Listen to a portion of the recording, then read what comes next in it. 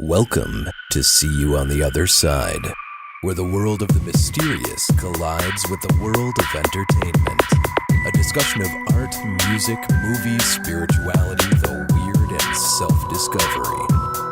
And now, your hosts, musicians and entertainers who have their own weakness for the weird, Mike and Wendy from the band Sunspot. Well, this seems like a obvious thing to talk about on the See You on the Other Side podcast, because we do have a weird song in every single episode, but it's not something we've brought up enough. So finally, on episode 236, we've decided to actually talk about music and the paranormal and its relationship. Yeah, and, we're probably going to have more episodes about it because this is just, you're opening up a can of worms here, Mike. I mean, there's so much to it. Just off the top of my head, when you're at a paranormal investigation, most often you are trying to get the ghost to pay attention to you.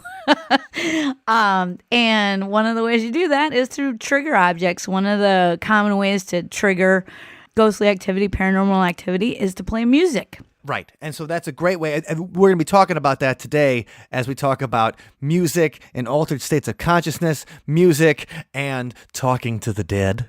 Yeah, there's so much. Right.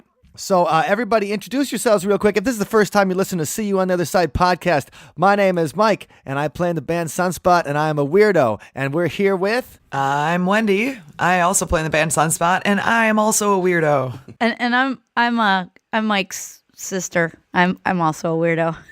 Wow. That's Allison. She was kind of bashful and not very proud of that fact. Yeah. I'm Allison, MilwaukeeGhost.com. Not wanting to admit we share DNA, I understand. Yeah, and yeah. we're also joined with...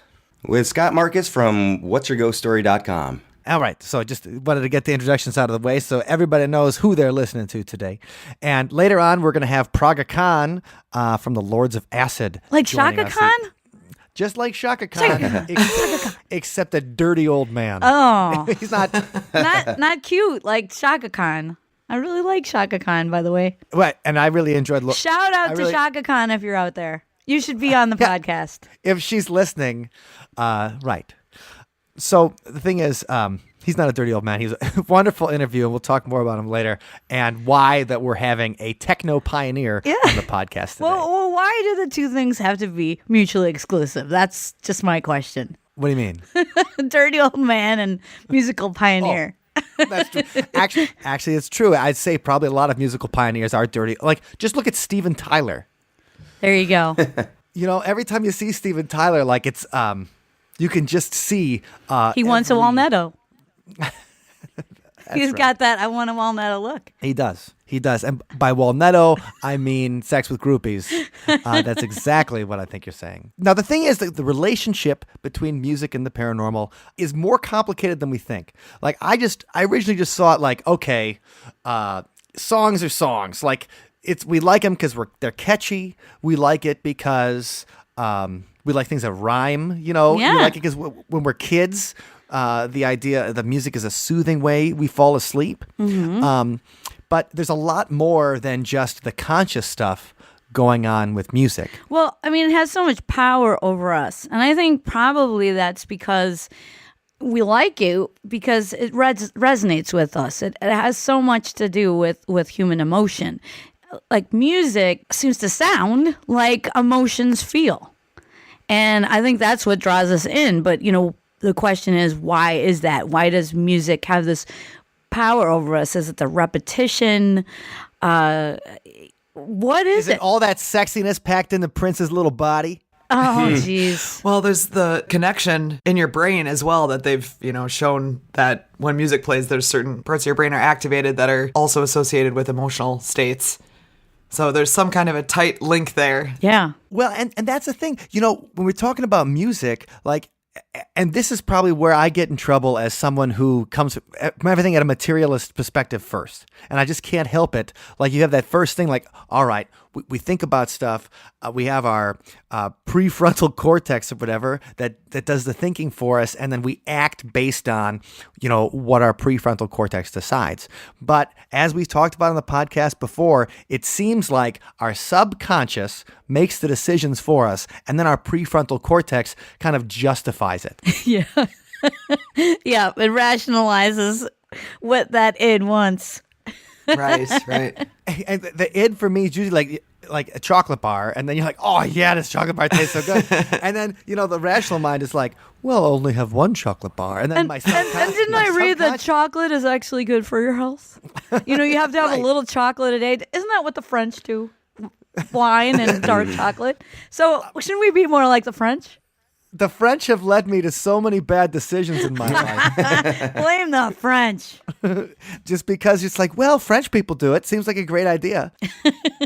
Anyway, the thing is, we have a very subconscious reaction to music, and it actually changes our brain states. When we listen to songs, we have subconscious activations going on. And that's why, when we're using music in a paranormal investigation, that actually, you think you're trying to get at ghosts in a different way instead of saying the usual thing like, did somebody hurt you? Is there something you want to say? Like, can you say my name when you play music? Yeah, say my name. You want to say my name. It just reminds me of someone we're going to talk about in a little bit. It does. It does. Oh, so how have you guys used music in a paranormal investigation? Well, Wendy's got a great one, and we talked about it not all that long ago down in Centralia, Illinois, trying to reach out to a spirit known as Violin Annie. That's right. There's a monument in the cemetery of a young girl, and she died at a really young age of diphtheria, I believe. Mm-hmm. But she was known around town for playing the violin, and so the monument is her holding the violin. And the stories go that people hear violin music when they visit her gravesite at certain times of day or certain nights. And so we went there, and I brought my violin. You were like, and, hey, Annie, I want to jam with you. Yeah, let's do Paranormal that. jam. well, you figure, if there is a spirit of a person who was really into that and that was something important to them and that they did a lot, then perhaps having that music in our world playing might trigger some kind of energy or response. That's what we were hoping for. So Yeah.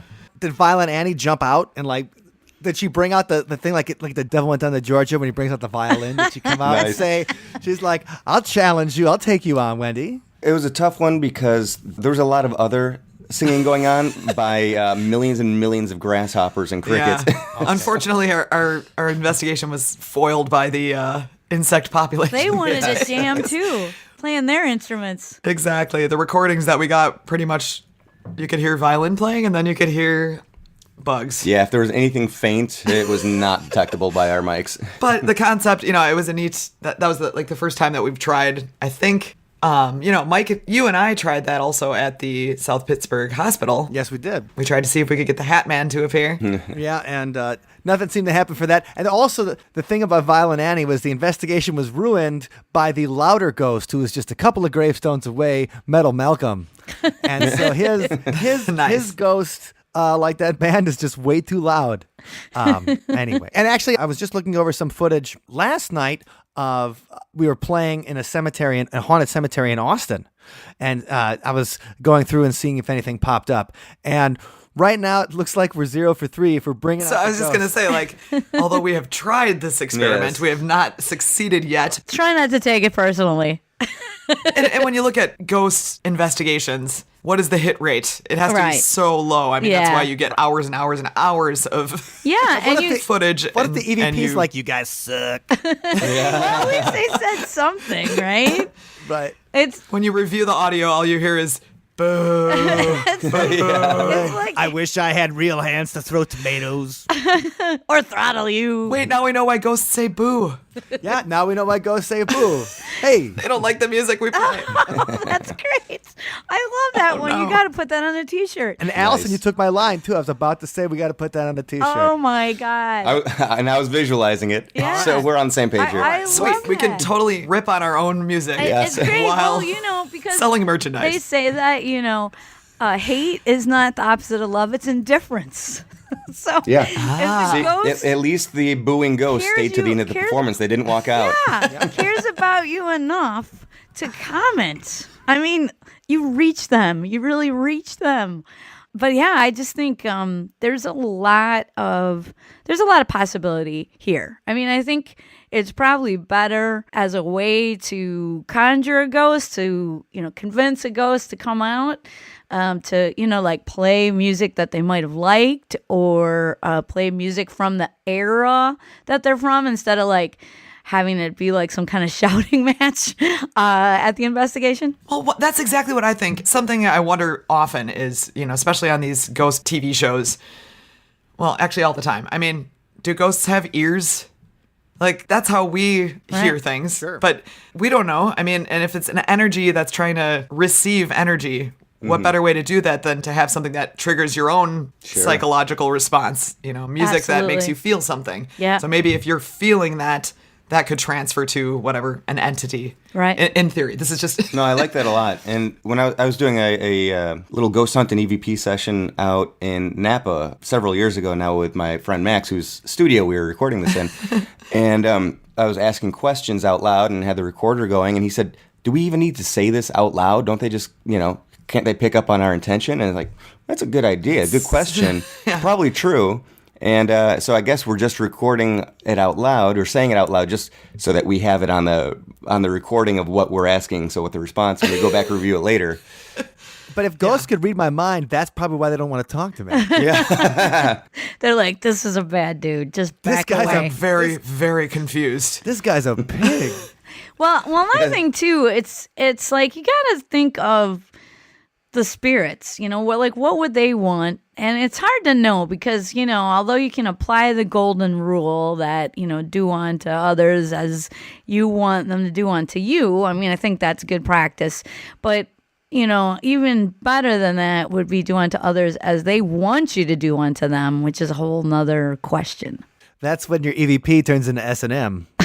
Oh, gosh. Of course you're going to go there, Mike. Obviously, the softballs aren't going to hit themselves, guys. This is why ghosts don't come to you, Mike. Okay, now the thing is, though, you guys remember that video that came out a few years ago about the Alzheimer's patient listening to music of his youth or whatever, and then people start to pick up, and that was a real popular thing to bring out the tears on Facebook. But this is a real thing that it's activating something in memory that is beyond the conscious. It finds somewhere in there that talking to someone can't get to. And that's what music can accomplish. And maybe you're getting at the subconscious of the ghost. Or you think, it could be trying to get a reaction from something. Right. Where it can't hear you with its ghostly ears, like Wendy was saying. Ghosts don't have ears. They're not even corporeal. So what are you going to do? So try to get at their emotional center in the middle of their haunted Tootsie Roll Pop. And, Yum. with a song. And that's some of the stuff we've tried to do on location so far. And we haven't had it happen yet. But the thing is, it's only got to happen once, right? Yep. Like the spirit's only got to walk out and slap the guitar out of my hands and be like, you suck. Before we're like, hey guys, ghosts are real. Right, exactly. Like I said, the hit rate for getting any kind of response from any investigation is very low. So, we should probably try this more, get a few more experiments out there before we determine if it's successful. Right. And it might be that the ghosts are reaching back, but that we can't sense it. So that's a good point. That maybe is something that music could also help with. Thinking of music, playing certain music, certain beats to influence the brain into different states. And there's I don't know really if it's scientific, but I've bought a whole lot of CDs which claim to, if you listen to the music on it, it'll put you into a certain state through playing these beats. And, it's called Brainwave Entrainment. Yeah, we've talked about binaural beats before. In fact, we even have an episode where the last 5 minutes or whatever has a certain kind of binaural beats with a melody over the top. You can listen to it and it'll blow your mind. Somewhere there's someone with headphones on that's just still sitting in that state. Oh no, it's our fault. They haven't eaten anything since 2015. No, but that's that idea that music and dancing in particular, and since we're going to be talking to a techno artist, electronica, like industrial pioneer Praga Khan in a little bit. That idea of dancing, of that like forcing you into this kind of altered state where you can do paranormal things. I used to think that was wacky. I'm just like, this is just part of superstition. These rituals that people do are just all silly. And I thought that for a long time.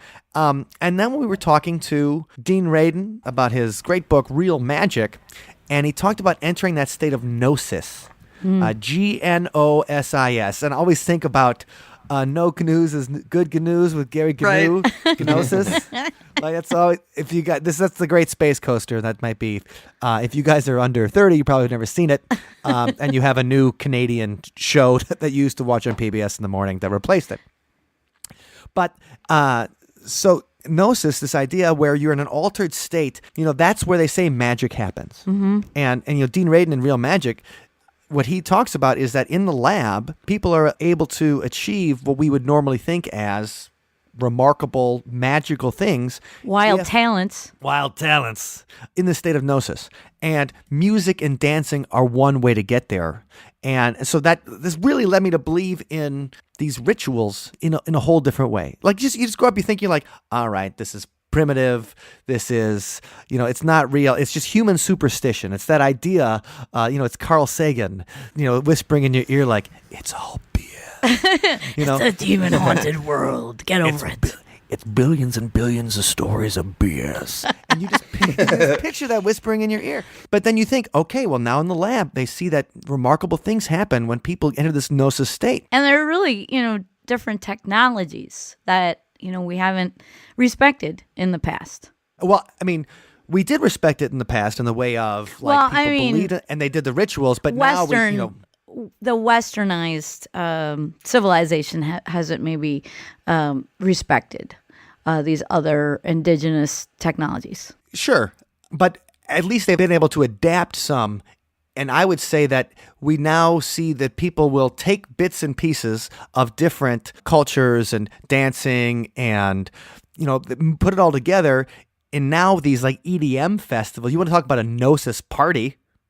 I mean, think about an EDM festival where you've got 100,000 people, number one, dancing their way into an altered state of consciousness. Number two, drugging their way into an altered state of consciousness. You think if maybe these DJs would put out something like let's have a world peace dance or whatever. And I know I sound like this, like let's have a world peace dance, brother. Let's all hold hands and sing Kumbaya. Yeah, it's going to be really good. We're really going to change the world. You know what I mean? It's going to be really fun.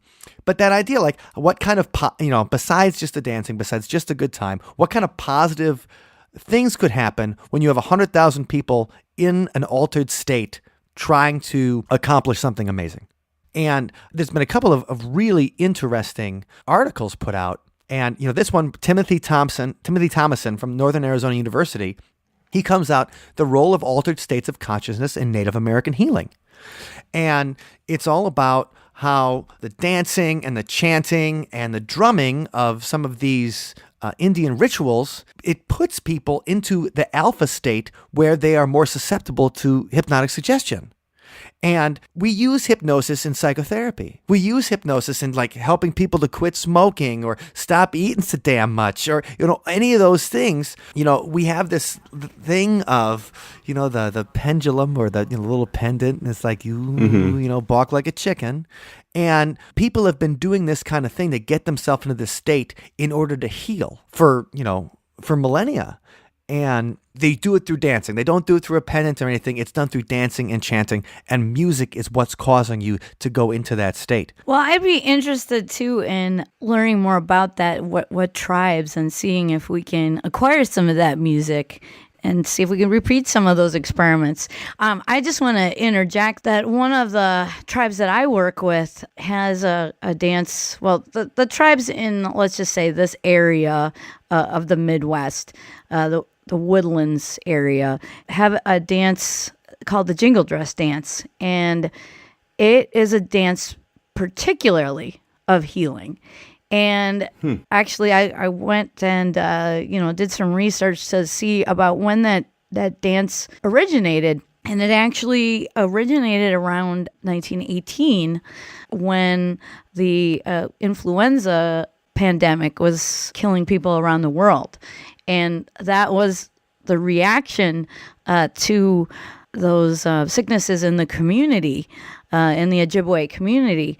And this dance is purported to have saved someone's daughter and maybe was used to save others. In 1918, or was it just like in the past year when they did the jingle dance? No, it was originated. It came from a dream.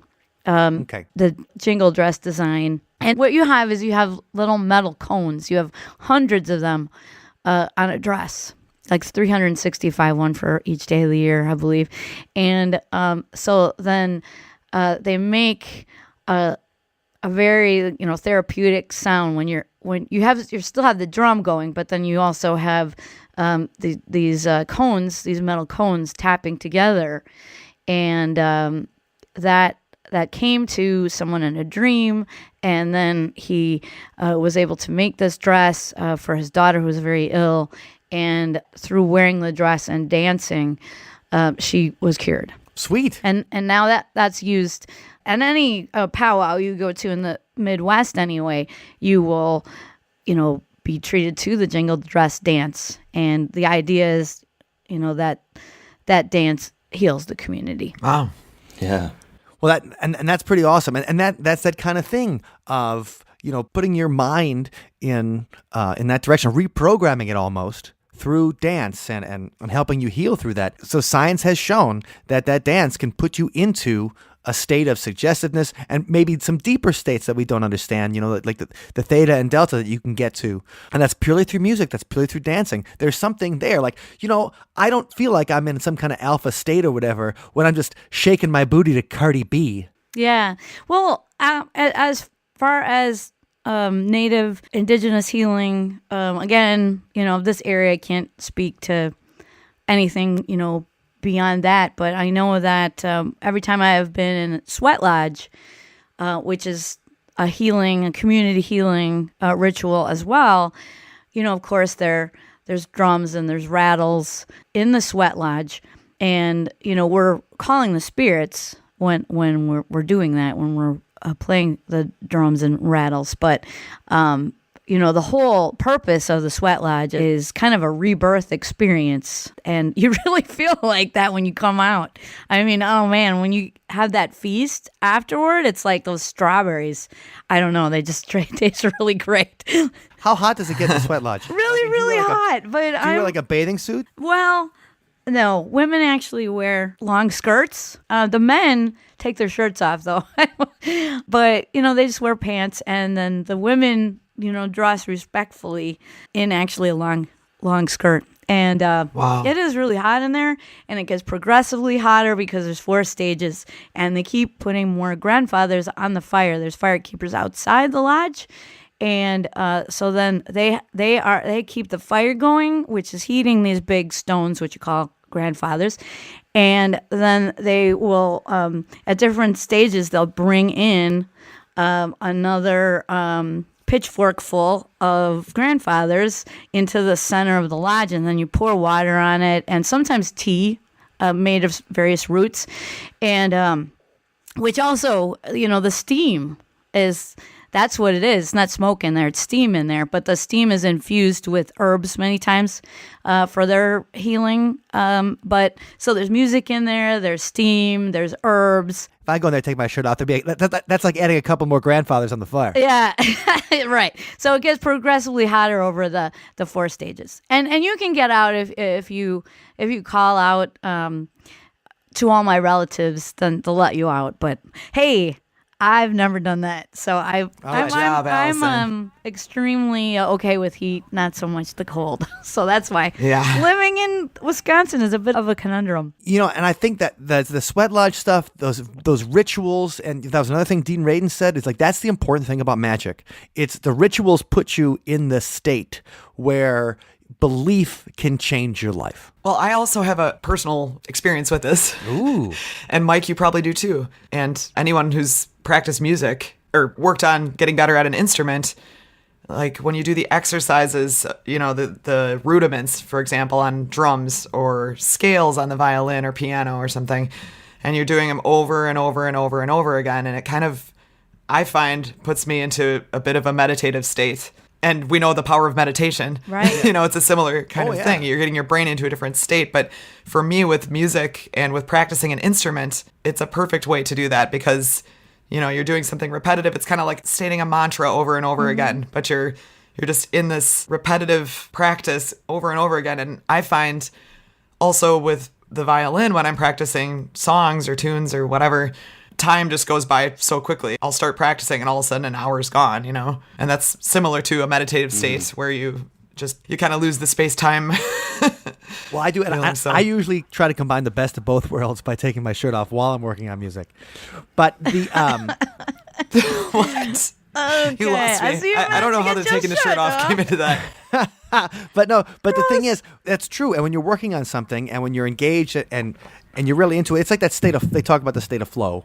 Right. Mikhail I can't remember the guy's name. His first name's Mikhail, and he wrote this book called Flow, and it's just a whole idea. Like once you're into something that you feel really engaged in and go through it, like time moves differently. And that's music, that's dance, that's meditation, and that's some of the stuff we're talking about here. And when all of a sudden your state is altered and time is feeling different, that's when you can make, really interesting changes. And that's when people say that they can perhaps do paranormal things like talk to the dead. The entire ghost dance movement of the late 19th century is based on the traditional circle dance, the Native American circle dance. But this spiritual leader came out and said that if we do this dance right, we'll be able to talk to the dead. We'll be able to bring spirits back to fight for us. We can get out of this whole reservation system and drive the European colonists out as America was pushing westward. One of the Native American movements fighting it was the, Wovaka and this ghost dance where dancing and talking to the ancestors was integral to the entire movement of it. Right. And that was a real practice in trying to manifest history back to where it was, right? To expunge this white cancer that was fast claiming their way of life. But that's the problem. We know, when we're trying to manifest something through social media, for example, how hard it is to get somebody to stand up with you and believe and even click a button. Right. Yeah, it's a difficult thing, but never doubt that it's possible. People working together, that's what changes the world. Well, and that's what we're talking about. We talk, and I'd say before we introduce our interview, I wanted to bring up one last thing that kind of relates to these, indigenous rituals, and then also the world of industrial, fetish, dancing, and S&M. And I know that's, we have that thing, oh, it's kinky, it's sexy, blah, blah, blah. But also, it's people engaging in extreme rituals. And there's science behind extreme rituals being able to alter your state of consciousness. Now, one of the bands that the Lords of Acid is playing with on this tour is called the Genitorturers. And it's a funny name, and it's all kind of tongue-in-cheek. But the first time I saw the Genitorturers, they had a guy on a wheel. They spun him around, and where the thing would land, so you spin him on the wheel, and where the thing would land be where they'd pierce him on the body during that show. Oh my God. That is horrible. And hey, I'm a guy that had his nipple pierced on live television. The so Price is Right wheel gone terribly wrong. It's The Price is Wrong. Imagine the Wheel of Fortune. Run away. Imagine if that happened to you when you lost Plinko. Right? Like Bob Barker. Well, but he'd like to stick. But the thing is, these kind of extreme rituals, the piercing, the dancing, in the science that was done, this from the 1980s is when some of these initial studies were done, and they've been following up in the 2000s. But there's drumming and piercing and dancing, and people are experiencing altered states of consciousness, from these particular rituals, and they're changing the actual states of their brains through them. And it's the more extreme it is, the more, the more the brain changes. You get pierced and you don't feel the pain. And the thing is that they were like, they put them up to electrodes and stuff like that, and they see that their brains, like different parts of their brain were activated during these kind of rituals than like, during regular dancing and stuff. And so the stuff that people were doing in techno and industrial that were shocking are actually just part of the same old religious tradition. We talk about shamanism and dancing and things like that humans have been doing since prehistory. Well, one last thing about that. I mean, you're just reminding me, it kind of harkens back to traditional tattooing in the Pacific as well. The idea, that they have handheld tools that they tattoo you with. So, I mean, there is pain associated with it, you would think.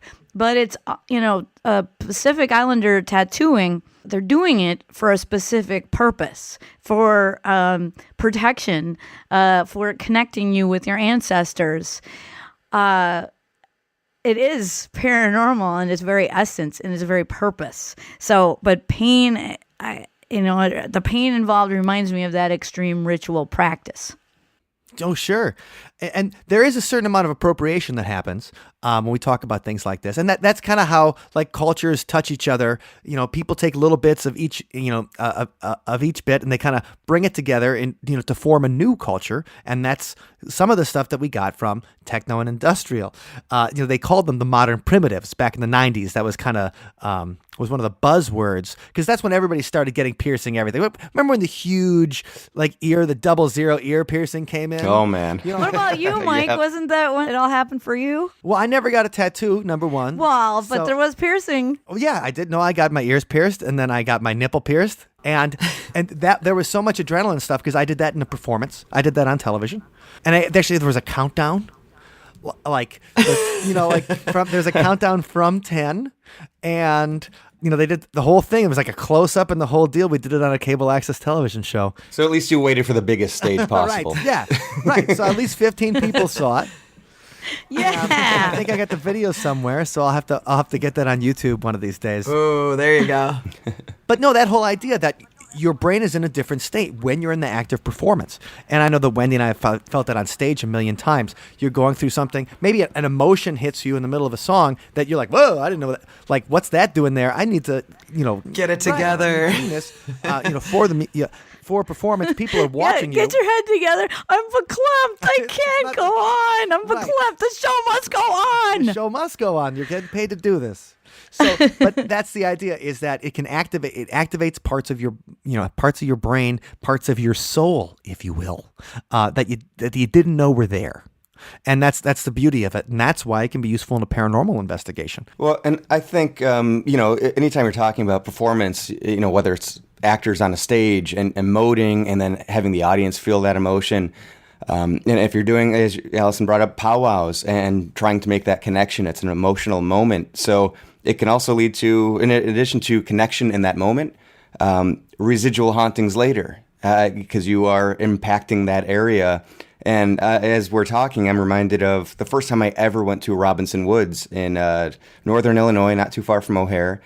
Alexander Robinson was an incredible story. He was half white, Scottish actually, and half Native American, and he was able to kind of help Chicago settle more peacefully, and ended up being the chief of the Potawatomi, Ottawa, and Chippewa. Yeah, Anishinaabe. And the first time I ever went there, I was there with my research partner when I was first writing my book, Voices from the Chicago Grave, and we each separately heard a single tom-tom beat, and then we heard another one later in the day together.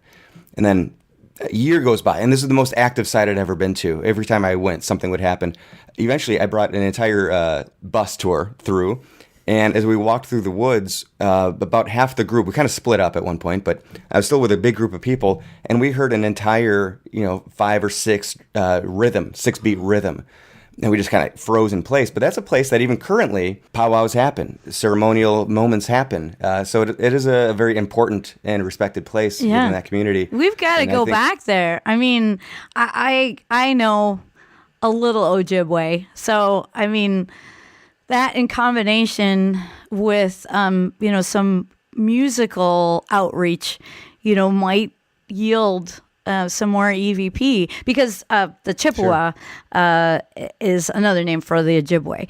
And so the Chippewa, the Ottawa, the Potawatomi, they were in an alliance and still are today called the Three Fires Alliance. And another name, and the indigenous name for the Three Fires Alliance is the Anishinaabe. Okay. And since he's half Scottish, we can bring out the bagpipes, and I can talk There like we this go. and say, "Hey, Robin, no. somebody, get out here and talk to us. What are you doing?" That's, I mean, Perfect. you're joking, but that could actually, Because the thing And is, you still Allison, got Wendy, your when you're done with the kilt. accordion, get that bagpipe going. Allison speaks the Ojibwe, and then I come out, and it's like we read some Robert Burns. Get out here, Mike's you wearing the think you're kilt. tough, do you? I'll give you a Glaswegian kiss. So that, Oh my God, we're totally doing that. You're Yeah. gonna bring your kilt and your hat with the red hair. Yeah. It's gonna be perfect. I love we're it. coming out and doing it. Well, okay, so speaking of ridiculous, we can't forget about Zach Baggins. Oh yes, how could we ever forget? And this is one of the reasons I wanted to have Praga on the show. So, okay, Lords of Acid was a very influential electronic music band in the late 80s and 90s, and they're still out there today playing. They're playing in Milwaukee at the Miramar Theater on March 7th, and they're playing all over the country as part of their tour, but we talked to them to preview their Milwaukee show. And so Maurice Englund is a Belgian electronic musician who's also known as Praga Khan. And it's fun dance music, and it's always a little bit risque. That was one of the reasons I'd heard of them is because It's a little bit risque. somebody's like, you can't believe what this band's singing about, and it'd be like it was like a whole song based on I must increase my bust, and just and things like that. And then Paul Verhoeven uses them in Basic Instinct, and they start getting in all these 90s movies, and it just sounds like the soundtrack of decadence. Like, Lords of Acid is like the kind of music you think of like, oh, I bet these people have orgies. And that's, as you think like, ugh, you're like, what's going on? But it's still catchy and fun songs. But it should be no surprise that they were Zach Baggins' favorite band. Yes, that explains a lot. Zach Baggins' favorite band. And so in 2011, actually, Zach did a rap on a Lords of Acid track called Paranormal Energy. And I'll link to that in the show notes. Oh, to see the please do. Please Zach do. Baggins rap. It's I would say the music of that song is great. It's a really and Zach, I don't know if they auto-tuned him, but he sounds like he knows what he's doing. Oh, really? Okay. Sounds like he knows what he's doing. There's a first time for everything. I'm sure his shirt was off when he was recording too. You managed to get your shirt off. Of course, right? And oh man, I am just shocked and appalled. If anyone represents respect and decorum, it's Zach Baggins. It's our man, Zach Baggins. Is it not? Yeah. But the thing is, that song went so well that Zach's management actually suggested that they do a whole album. So Praga Khan and Zach Baggins in an album released in October 2012 called Necrofusion. And this is where Zach took his EVPs and then Praga put them to like techno and industrial music and stuff like that. So it's ghosts actually playing or performing on Necrofusion with Zach's EVPs. And he did it with his SB7 Spirit. Did they sign a release? Yeah, exactly. Right. Well, how are they going to sue, really? They're just going to haunt Yeah. you. Yeah. Well, how are they getting their residuals? We have to call ASCAP, Mike. ASCAP to the rescue. I would argue that they're not actually performing since they didn't know they were going to be on the song when they made that sound. So we can also say that another crime against Zach Baggins is that he's been exploiting the dead. Absolutely. That's what they say. But the thing, he brings the spirit box out, and then he was conducting EVP sessions in his home dungeon, where he said poltergeist activity. Wait, back up a little bit. Is there no explanation for that? Home dungeon. Oh yeah, okay. What? Is that weird? So, Right next to the home He's theater? got a person. Yeah. Well, there's an article on the Huffington Post. Some people have a home gym, others have a home theater. Zach Baggins goes one better. He has his own dungeon. I don't know about one better, but one more Ghost down the road. Adventures isn't torture enough. He has a private dungeon underneath his home where he's decorated with real human skulls and other artifacts he's collected over the years. And he's like, I collect a lot of cursed objects. That's probably why I have a lot of problems. And then he flexed. No,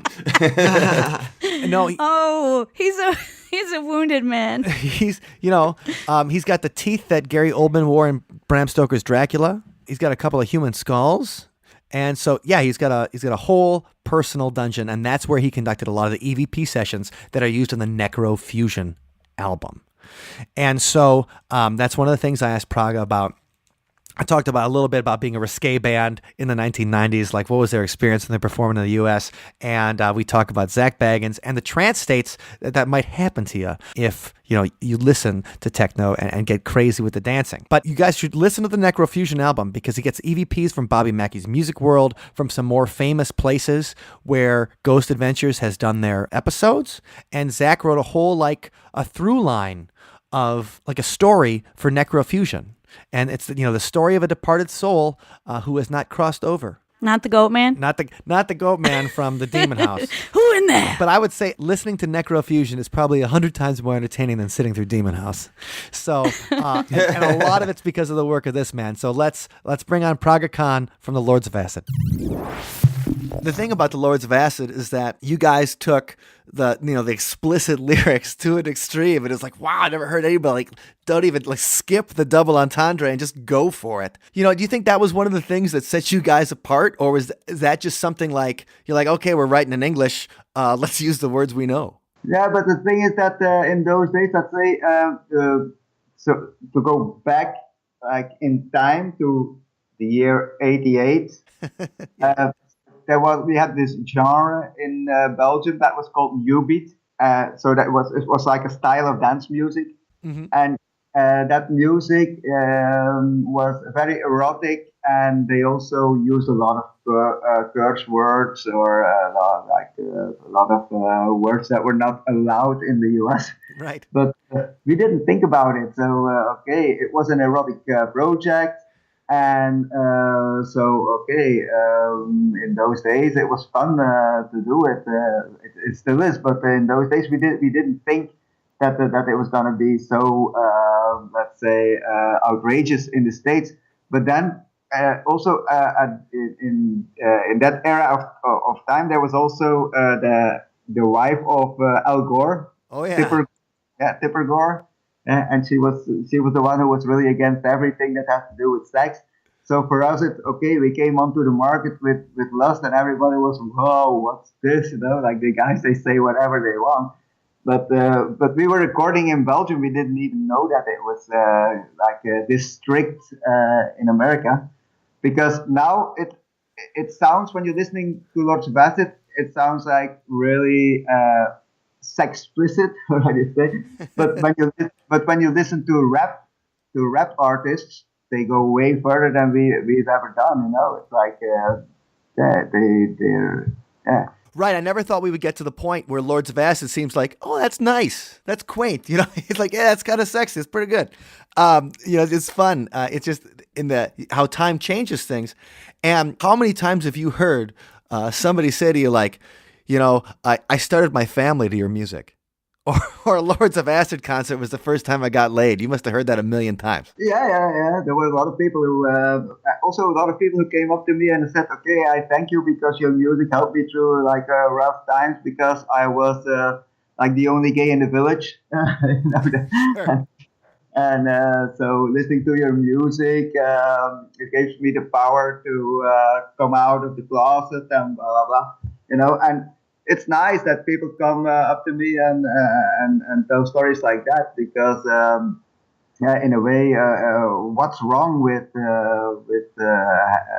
talking or singing about sex? Because that's something most of the people I know, they have sex. Right. So why do so mysterious about it? It's if there wouldn't be sex, there wouldn't be a lot of people running on this world. Yeah.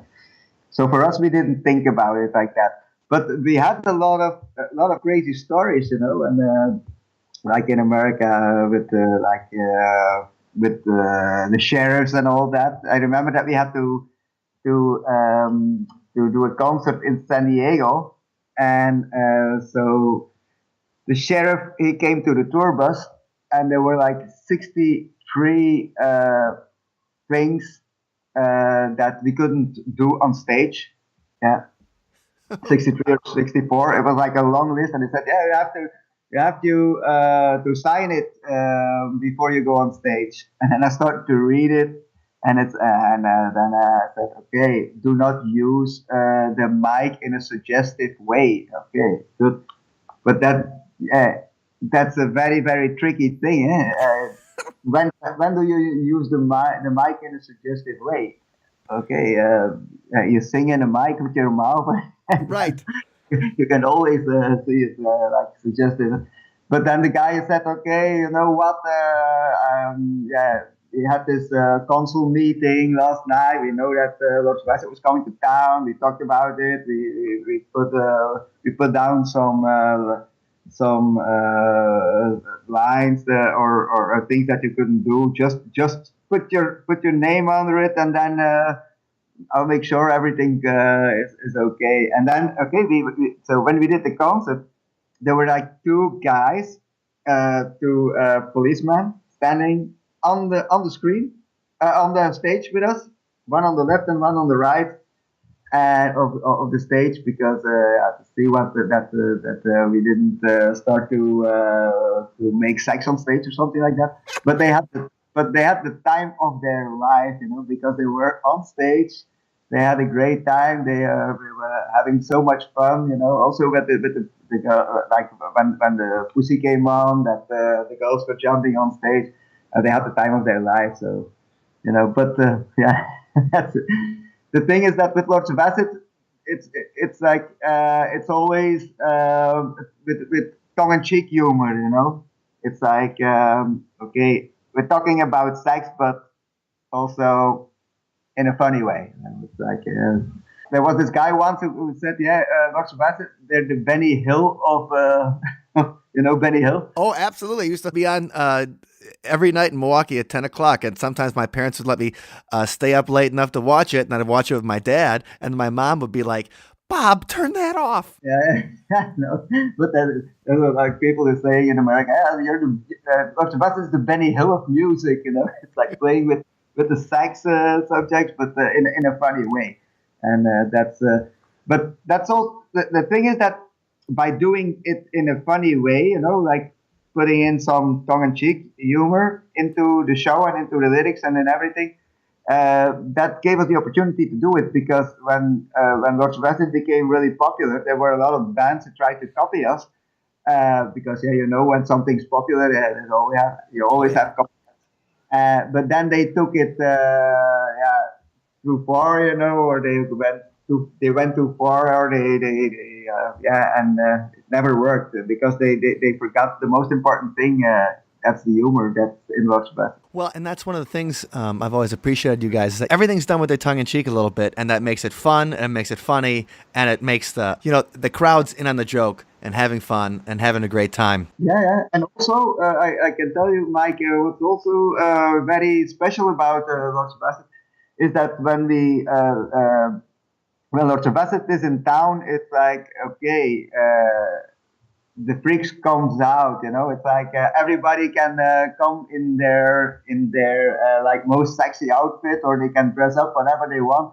It's a sort of a Halloween show every night, because everybody is dressed up and had a lot of makeup, like also the people in the audience, and that's what creates like a total atmosphere. You have the band and the fans who know what it's all about, but and it's like one big party, and that works. Well, and you guys are going on tour this time with the Genitorturers. Yes, first time ever. Yeah, and I remember seeing the Genitorturers at the rave, 20 years ago, and they had like a dude on like a wheel. They were spinning him around. They're piercing his nipples on stage, and I was there meeting a guy who used to be in Thrill Kill Cult, Thomas Thorne, and we're having fun, having some beers, watching the bands, and I've been to industrial shows, but I'd never been to like the circus atmosphere of something like that.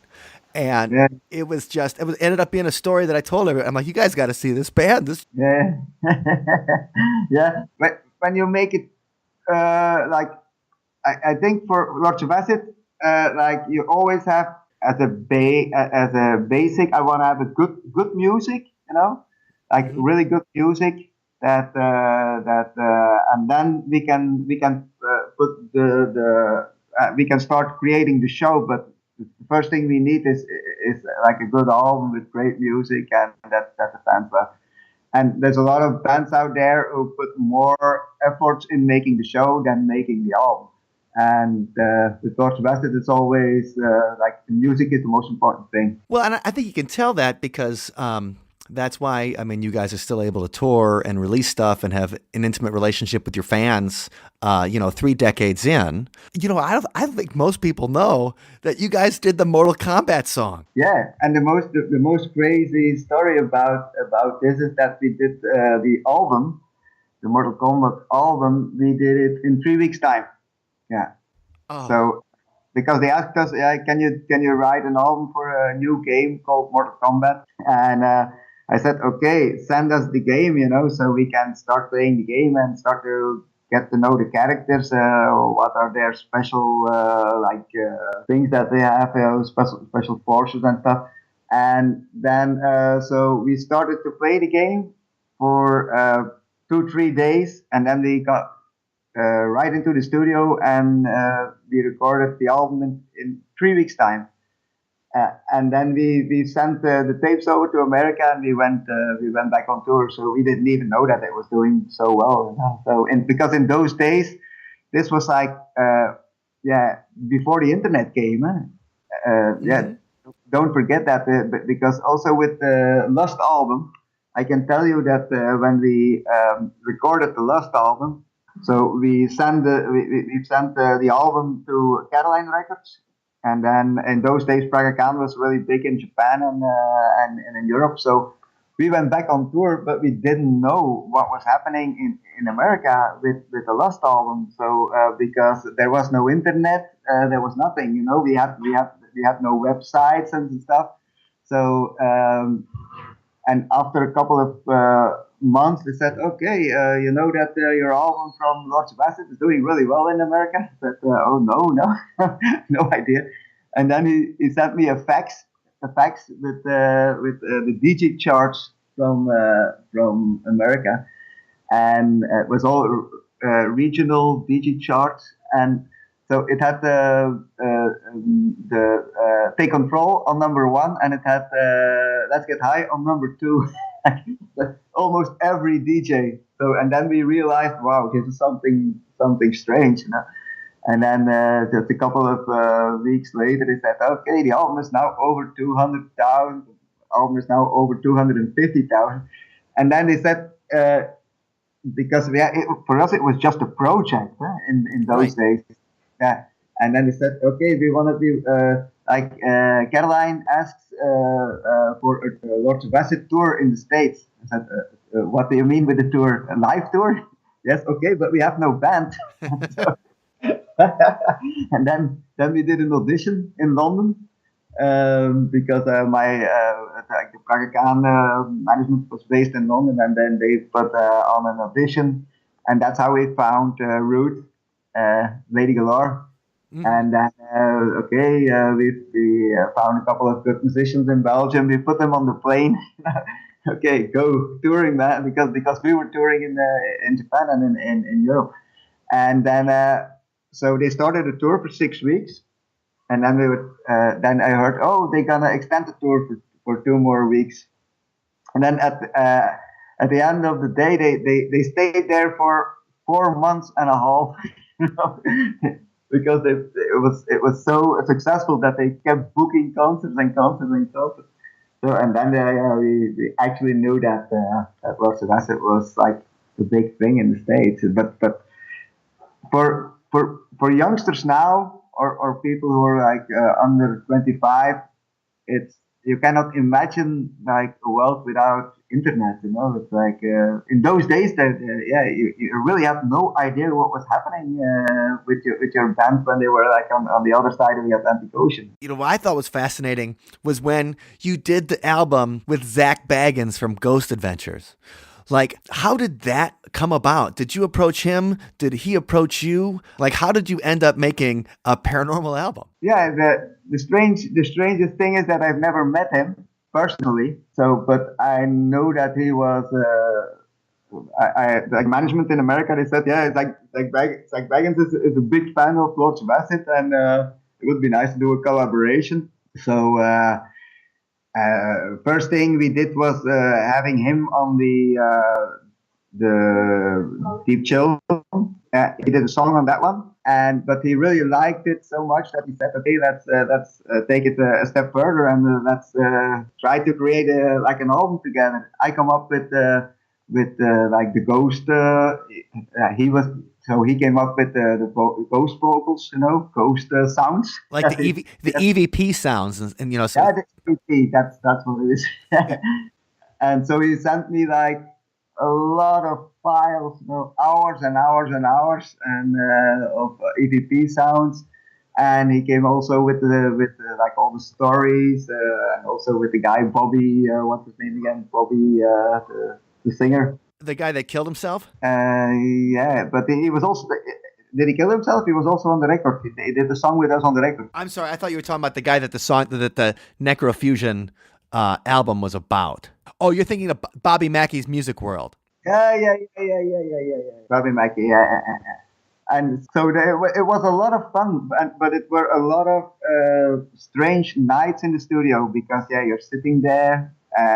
Most of the time I was on my own, so listening to to all these sounds, in the studio in the middle of the night, trying to get some good samples out of it. It was really strange. And then, we put music under it, and then it started to become songs. And at the end of the day, I'm really, really happy with the result, because in a way, it's a very, very good album. I really like it a lot. Yeah. Were there any particular, when you were listening to the EVPs? Because sometimes when you listen to EVPs, and I listen to them all the time, were there any particular ones that you were like, oh my God, this is totally somebody talking, like this is totally great, or I can completely hear like the ghost talking here? Was there any ones that stuck out for you? There were quite a bit, where you really could hear like very clear what they were saying, because there's also there's also a couple songs on the album that we twisted it around and trying to create something out of it, But there were also actually some songs that I can't remember, but when you listen to the album, you will hear it immediately, where there's actually like an EVP that says a sentence in that is really creepy. Yeah. When you were working on it, and this particular one, did you come into it with any kind of, like, had you seen Ghost Adventures before, or had you seen any of those kind of ghost hunting shows, or was that all new to you? That was all new to me, because I didn't know I didn't know Zach, or I didn't know the Ghost Adventures, or what's the show called? Yeah, Ghost Adventures. Ghost Adventures. Yeah, but now it's also in Belgium on TV since last year. But they informed me that it was like a popular show on Travel Channel or something. Mm-hmm. Yeah. And so now it's becoming really popular over here. But we don't have these kind of shows here in Europe nowadays. We have it because we have the cable TV that we have a lot of channels now from America. So we see like a lot of shows now. But in those days, no. And the thing is that I've never met Zach in my life, like most of the people say, okay, how is Zach? But I never met him. I only had him on the phone, most of the time. And when he recorded his vocals, because he did this kind of a rappy thing on the Lord Sebastian track. And then he was recording it in the studio with the guys from Nine Inch Nails. And then they recorded the vocals there, and then they sent it over to me, and I put it on the tape. So that's how it came together. So did anything weird happen to you when you were working on that record? Did any of those EVPs come alive in the way that like your computer shut down mysteriously, or a plug-in didn't work, or your synth was making weird noises? Was there any, vestigial weirdness that happened? Yeah, it happens all the time. But the thing is that, so sometimes you have like a radio that's coming through your boxes, like frequencies, and we added a lot during those days, and then it's like the more you start thinking about it, the more creepier it gets. It's like, and especially in the middle of the night, or when there's wind in the building and the door flies open and stuff like that. That happened a couple of times, but it's not that I'm scared of ghosts. I was always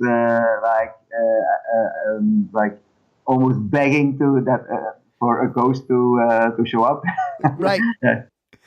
Now, this is another thing I was going to say is that, you've played thousands of different venues, and I know you guys played the Rave your last time through Milwaukee, and, the Rave has got a bunch of famous ghost stories. It's rumored that, like, Buddy Holly haunts the Rave and things, and I was wondering if at any of the theaters you've ever played or the venues, you guys have ever had anything weird in particular happen to you while you're there. No, not that I know of, but because we played a lot of old theaters too. Like sometimes you play theaters that you still that they tell you, okay, Houdini he performed here 100 years ago or something like that. These are old theaters, but never had ghost encounters. No. Sure. A couple of the other things I was wondering about, specifically connected to, altered states of consciousness, and especially I feel like that with, techno and electronica is, this idea that when you're at a show and you're dancing, either with drugs or without drugs, sometimes I feel like the music and the movement and the electricity of the room can alter their state of consciousness. And I was just wondering if you ever felt anything like that or had any, thoughts about that because you guys played so many shows and obviously create that kind of nonstop dance music, if you've ever experienced anything like that. I know that that you can get into like a natural high by dancing to rhythm, and especially to like very hypnotic techno stuff, or with a lot of how do you say screechy sounds, spiritual music or like gospel music, squeaking sounds, like squeaking, like the acid sounds. Then you can. Because I remember like one time, because I've been to so many clubs in my life, and one time I was in a club and it was called the Hanover Ground, and it was in London, and I was in the club and they played the record Higher State of Consciousness by Wink. You know that record? No, I don't think I've heard it. Yeah, so you have to listen to it.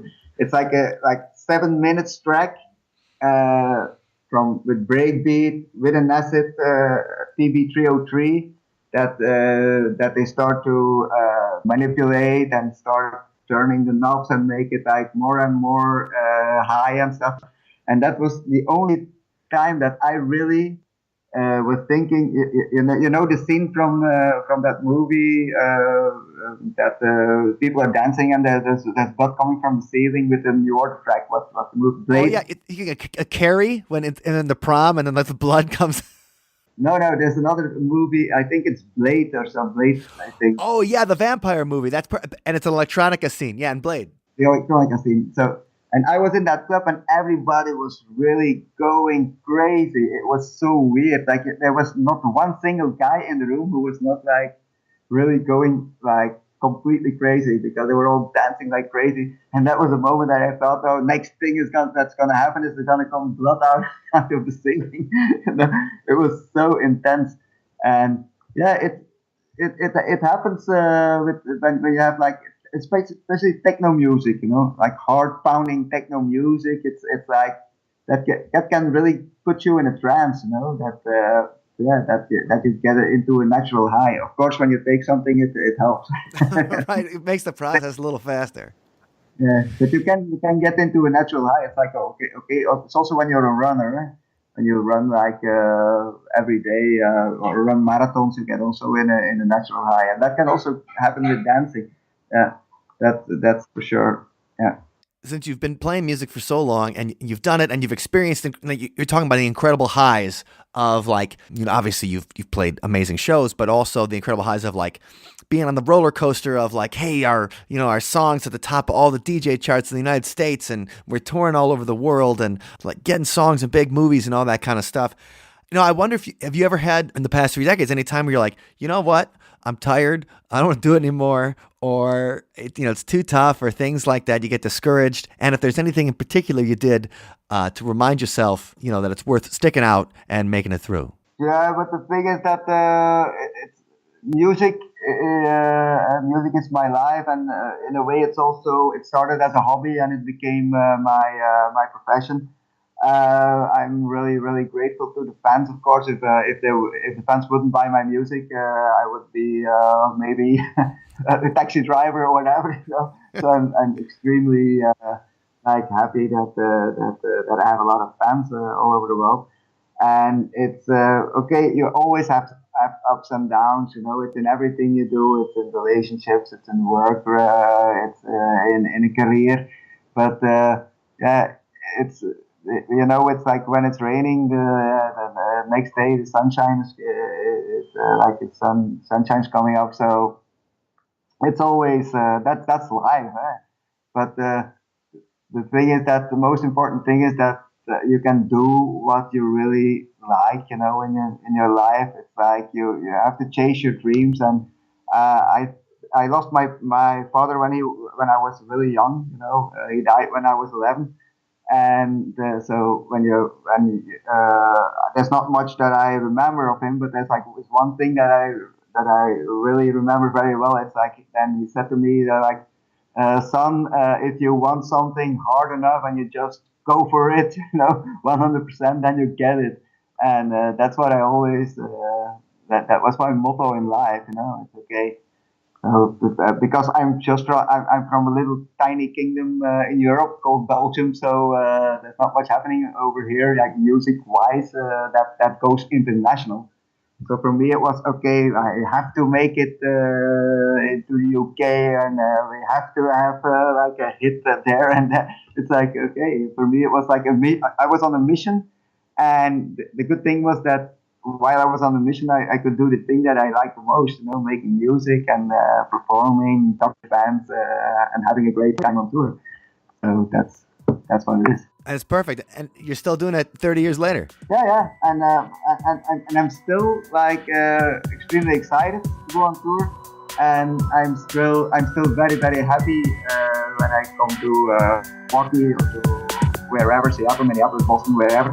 That there's a lot of people who are there that I know for so many years. It's like my little family at the other side of the ocean. It's like, I know that I can count on them, and I think we have the best fans in the world. I'm almost sure that we have the best fans in the world. Yeah, they're very, very dedicated, and they're very honest. They're very loyal. But they know that I'm doing my utmost best to do what I like the most, making music. All right, I'd like to thank Praga Khan from Lords of Acid for joining us. And if you guys are in Milwaukee on March 7th, make sure you check out the show with the Genitorturers at the Miramar Theater. Maybe you'll see the man on the wheel. Right. Maybe you will see an extreme ritual happen, but the dancing, if you dance hard enough at that show, you probably will alter your state of consciousness, and maybe something positive will happen. Right, or you might conjure some ghosts. Who knows? Or you might conjure some ghosts. So Lords of Acid is not known for their subtlety when it comes to the music. As Praga said, that people used to think of them as the Benny Hill of techno. And so we decided... I hope they covered his song, too. Right, Yakety Sax. Yakety Sex, Yeah. They would just call it Yakety Sex, and it would be a deep beat and probably some women moaning. But that's what we went for in this week's Paranormal Song of the Week, a Lords of Acid inspired song. And because there was no reason to bring subtlety in the mix, it's just flat out called Ghost Sex. Now you can hear that on the Spotify See You on the Other Side playlist, or you can check that out at the show notes at othersidepodcast.com/236. And if you would like to find an easy way to hear that song and have it delivered right to you in MP3 format, how can they do that, Mike? Well, they can do that by joining the See You on the Other Side Patreon community at othersidepodcast.com/donate. Ah, yes. Yeah, the community is we talk with everybody, special polls. We do a hangout every month. ideas for podcasts and topics and everything like that. The Patreon community are the coolest people we know. In particular, Dr. Ned, our Patreon member who donates at a level that we give him his own personal shout out every single episode. Ned, thank you so much for your support. You're wonderful. right? You're helping to keep See You on the Other Side in business, and we absolutely appreciate that. If you guys would like to be part of that community, then please check that out at othersidepodcast.com/donate. And once you're done joining the Patreon, make sure you check out Scott's website at That's whatsyourghoststory.com, where in addition to, I don't know, just everything coast to coast, we do have some good dance hall ghost stories out of Amarillo, Texas, where a phantom drum solo is still heard, which that's the coolest thing I've ever heard of. And of course, we cover Resurrection Mary, speaking of dancing ghosts, ghosts you can dance with, and you don't even have to give them a ride all the way home afterwards because they vanish from your car in the process. But all sorts, there's so many stories. It's a real cheap date. Yeah. When you're going over it, there's so many stories historically that involve music, phantom music coming just out of the walls, out of nowhere, and dance hall ghosts, specters dancing not too far from where we're standing right now, down in just a couple blocks away at the Knickerbocker Hotel. Rudolph Valentino is still seen dancing through the lounge area. Lots of stories coast to coast that Breaking hearts from beyond the veil. involve music and dancing. Sounds good. And Allison, where can they find more about you? Well, they can find more about me at hawaiiparacon.com, and it's especially a great place for you to check out if you're interested in hearing from indigenous voices in the paranormal field. And Wendy, if they want to listen to a Sunspot song and they haven't joined the Patreon yet, where's the best place they can do that? You can check that out at sunspotuniverse.com. All right. Well, everybody, turn it on and crank it up, and we'll see you next week. Thanks for listening. Thank you for listening to today's episode. You can find us online at othersidepodcast.com. Until next time, see you on the other side.